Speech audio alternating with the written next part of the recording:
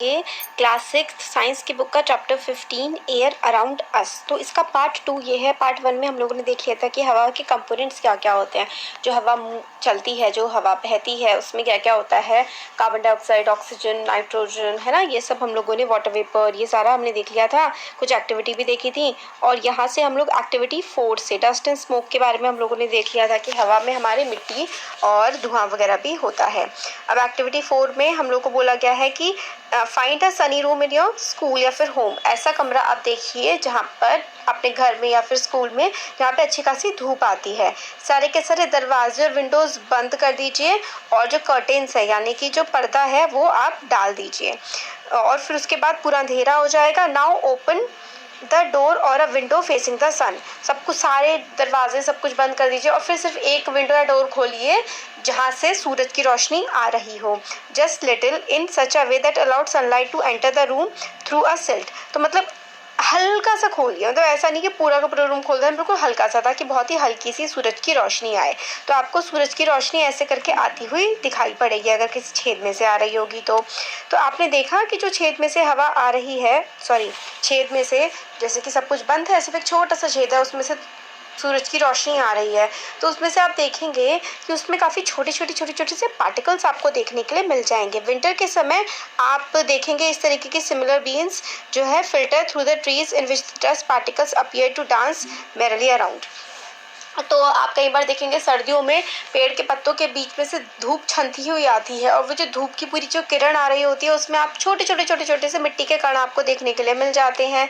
This shows that air also contain dust particle. और यही activity जो है, इससे हमें पता लगता है कि हवा में मिट्टी के कण यानी कि डस्ट पार्टिकल्स भी प्रेजेंट होते हैं।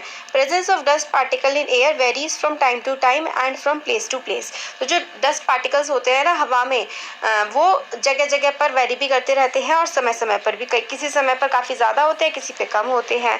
हम लोग एयर इनहेल करते हैं, मतलब हवा में सांस लेते हैं। जब हम लोग सांस लेते हैं, किसके थ्रू लेते हो आप सांस? अपनी नाक के थ्रू लेते हो। आपकी नाक में छोटे छोटे से बाल होते हैं एंड म्यूकस आर प्रेजेंट। और हमारे म्यूकस जो गंदगी होती है ना नाक की, वो म्यूकस होता है। म्यूकस भी प्रेजेंट होता है। आपकी नाक होती है, आपकी नाक में छोटे छोटे से बाल होते हैं, उसमें गंदगी होती है, उसको म्यूकस कहते हैं।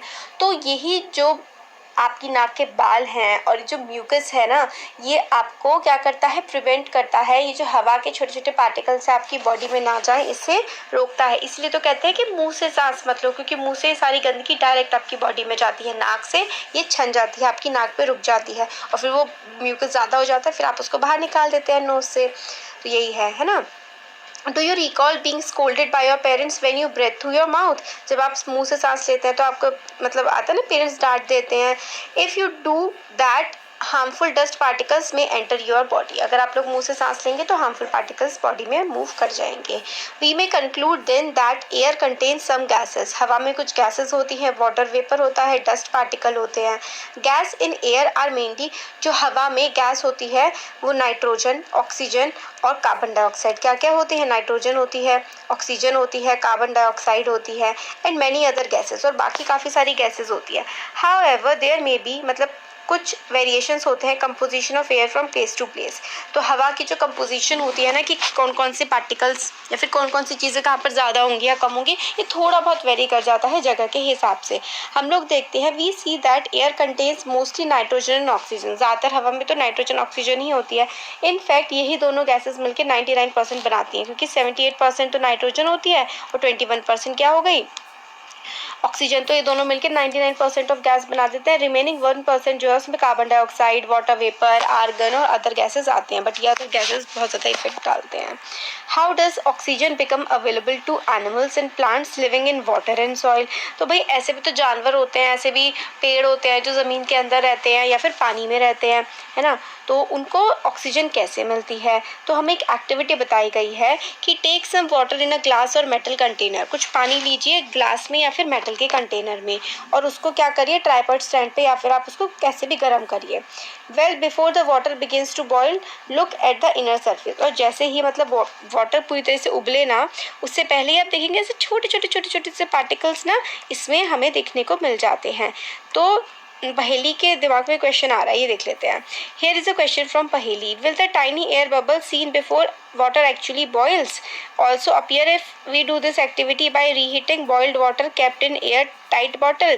तो आपको क्या लगता है? देखिए, हम लोगों ने पानी लिया नॉर्मल सा, उसके बाद हम लोगों ने उसे उबाला तो बुलबुले उठे उसमें से। बट पहेली सोच रही है अगर हम बिल्कुल बंद बॉटल में और पानी रखेंगे, फिर उस पानी को उबालेंगे, क्या उसमें भी बबल्स उठेंगे? तो हाँ भाई, उठेंगे, क्योंकि पानी में ऑक्सीजन होती है। तो ये देखा हमने, है ना। तो do you see tiny bubbles? तो छोटे छोटे बबल्स किसकी वजह से आते हैं? एयर की वजह से। These bubbles come from the air dissolve in water. ये बबल्स जो है, जो हवा डिजॉल्व होती है ना पानी में, उसकी वजह से आते हैं। जब आप लोग वाटर को गर्म करते हैं तो ये जो हवा होती है ये एस्केप करने की कोशिश करती है, मतलब बाहर निकलने की कोशिश करती है। अगर आप लोग कंटिन्यू करते रहेंगे, water itself turns into vapour and finally begins to boil. तो आप गर्म करते रहेंगे तो पानी जो है भाप में बन के उड़ने लगेगा और उबलने लगेगा। चैप्टर 8 और 9 में पढ़ा था कि किस तरीके से जो पानी में डिजॉल्व ऑक्सीजन होती है ना, उसी का इस्तेमाल फिशेस करती हैं। Organisms that live in soil also need oxygen to respire, isn't it? तो हवा की तरह वो कैसे सांस लेते हैं? तो मिट्टी जो ज़मीन में होते हैं, सॉइल में रहते हैं, उनको भी तो ऑक्सीजन की ज़रूरत होती है, वो कैसे करते हैं भाई? तो एक्टिविटी 6 इसके लिए देखते हैं। Take a lump of dry soil in a beaker or a glass. तो थोड़ी सी मिट्टी लीजिए बीकर में या फिर ग्लास में, और उसमें पानी मिला दीजिए और देखिए कि क्या होता है। क्या आप देखते हैं कि बबल्स उसमें से निकल रहे हैं? तो हाँ भाई, निकलते हैं। और ये बबल्स ही हमें बताते हैं कि जो बबल्स निकल रहे होते हैं ना, इन बबल से ही हमें समझ में आता है कि जो सॉइल है ना, जब हमने उसमें पानी मिलाया तो बबल्स उठे। उन बबल से ही हमें समझ में आता है कि उसमें क्या है? ऑक्सीजन प्रेजेंट है। It displaces the air which is seen in the form of bubble. जब हम पानी डालते हैं ना उस मिट्टी में तो बबल्स से उठते हैं। तो यही हमें पता लगता है कि जो बबल्स उठ रहे हैं ना, वो हवा की वजह से उठ रहे हैं। जो कि हमने पानी डाला तो हवा की जगह उसने घेर ली पानी ने, तो हवा ऊपर की तरफ उठी बबल्स की फॉर्म में। The organism that live inside the soil and the plant root respire in air. तो ऑर्गेनिज्म जो कि रहते हैं सॉइल में या फिर प्लांट्स की रूट में, वो सांस लेते हैं हवा में, है ना। A lot and carbon dioxide in the end burrows and holes are kept in deep soil by animals living in the soil। तो आपने देखा होगा जो एनिमल्स मिट्टी में रहते हैं वो खूब बरोज खोद देते हैं। बरोज मतलब गहरी गहरी होते हैं ना, गड्ढे से खोद देते हैं। These burrows also make space available for air to move in and out of the soil। और जो गड्ढे खोद देते हैं ना, उन गड्ढों से मतलब हवा अंदर भी जा पाती है और अंदर से बाहर भी आ पाती है। तो ये भी रीज़न है कि मिट्टी में हवा हमें मिल जाएगी तो वो जानवर आराम से रह पाएंगे। However, when it rains heavily, जब बहुत ज़्यादा बारिश पड़ती है, वाटर भर जाता है इन स्पेसेस में, और ऐसी सिचुएशन में जो एनिमल्स होल में रह रहे थे उनको सांस नहीं आ पाती है। इसलिए जो अर्थवॉर्म्स हैं, वो जब बहुत ज़्यादा बारिश होती है तो केचुए बाहर आ जाते हैं ना, अर्थवॉर्म्स, तो वो इसी वजह से आता है, क्योंकि अर्थवॉर्म्स ने खोद के मिट्टी में अपनी जगह बना ली होती है। पर जब पानी आता है तो पानी उसमें भर जाता है तो केचुए उससे बाहर निकल के आ जाते हैं। तो क्या आपने कभी सोचा है कि why all oxygen of atmosphere does not get used up through a large number of organisms are consuming it? तो आपको ये नहीं लगता कि इतने सारे ऑर्गेनिजम्स ऑक्सीजन को ले रहे हैं तो ऑक्सीजन खत्म क्यों नहीं हो जाती है? और ऑक्सीजन जो है एटमॉस्फेयर में दोबारा कैसे? तो देखिए, how is the oxygen in the atmosphere replaced? तो ऑक्सीजन किस तरीके से रिप्लेस होती है भाई एटमॉस्फेयर में? तो चैप्टर 7 में हम लोगों ने पढ़ा था कि फोटोसिंथेसिस का प्रोसेस होता है। एक पेड़ जो है वो हमें ऑक्सीजन देते हैं और हमसे कार्बन डाइऑक्साइड का यूज़ करके वो अपना खाना बनाते हैं। इस प्रोसेस में जो फोटोसिंथेसिस का प्रोसेस है, प्लांट्स अपना खाना बनाते हैं और ऑक्सीजन प्रोड्यूस करते हैं खाना बनाने के साथ। प्लांट्स ऑल्सो कंज्यूम करते हैं ऑक्सीजन को रेस्पिरेशन के लिए। तो कंज्यूम भी करते हैं बट बनाते ज़्यादा है, मतलब यूज़ तो करते हैं प्लांट्स ऑक्सीजन का, बट हम लोगों के लिए वो ज़्यादा निकाल देते हैं, ज़्यादा छोड़ते हैं। But they produce more of it than they consume. तो वो ज़्यादा, देखिए कंज्यूम का मतलब होता है यूज़ करना या फिर खाना या फिर कुछ भी यूज़ करना, आप समझ लीजिए। तो प्लांट्स ऑक्सीजन कंज्यूम इतनी नहीं कर पाते हैं जितना कि वो बनाते हैं, इसीलिए प्लांट्स जो है हम लोगों को ऑक्सीजन प्रोवाइड करते हैं। इट इज़ ऑब्वियस कि जो एनिमल्स होते हैं वो प्लांट्स के बिना रह ही नहीं सकते हैं, और ऑक्सीजन का जो बैलेंस है ना एटमॉस्फेयर में, वो बना रहना ज़रूरी है। एटमॉस्फेयर, कार्बन डाइऑक्साइड, इन सब का जो है ना मेंटेन लेवल सही सा मेंटेन होना चाहिए ताकि प्लांट्स और एनिमल्स जो हैं वो सही से रह पाएँ। एनिमल्स को ऑक्सीजन की ज़रूरत है, प्लांट्स को ऑक्सीजन कार्बन डाइऑक्साइड दोनों की ज़रूरत है, क्योंकि कार्बन डाइऑक्साइड से प्लांट्स खाना बनाते हैं। इसलिए पेड़ नहीं काटने चाहिए। बहुत ज़्यादा पेड़ कटेंगे तो ऑक्सीजन कौन बनाएगा हमारे लिए फिर? इसलिए हमें पता लगता है कि हम किस तरीके से एनिमल्स, इंसान किस तरीके से प्लांट्स पर डिपेंड करते हैं।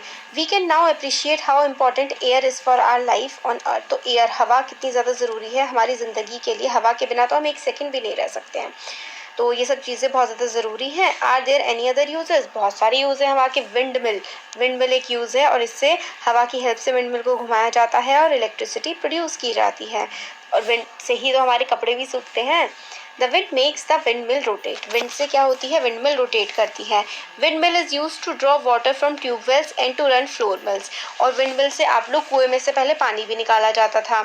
और जो चक्कियाँ हैं ना, फ्लोर मिल्स, आटे की चक्की, वो भी चलाई जाती है। विंड मिल्स का इस्तेमाल किया जाता है इलेक्ट्रिसिटी जनरेट करने के लिए। ये इंपॉर्टेंट है कि इलेक्ट्रिसिटी जनरेट करने के लिए, ट्यूबवेल चलाने के लिए या फिर फ्लोर मिल्स चलाने के लिए।